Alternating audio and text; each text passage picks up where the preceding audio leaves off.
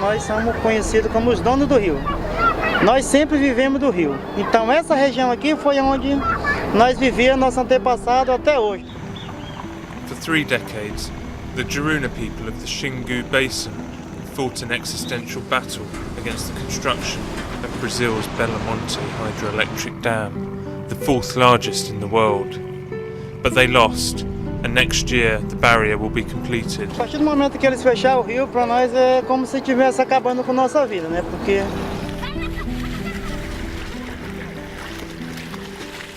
Jaime Jurasek, construction superintendent at Nort Energy, describes the Belo Monte Dam project as a balancing act between the region's energy needs and protecting the environment. Então, para que isso fosse possível, o investimento aqui em Belo Monte é muito grande no sentido de esse é o preço a pagar para preservar o meio ambiente, ou seja, a gente vai ter uma área inundada muito pequena em relação a outras hidrelétricas já existentes no Brasil. Environmental campaigners like Marcelo Salazar have another view. Alaga pouco, mas ela seca uma boa parte do rio, o que causa uma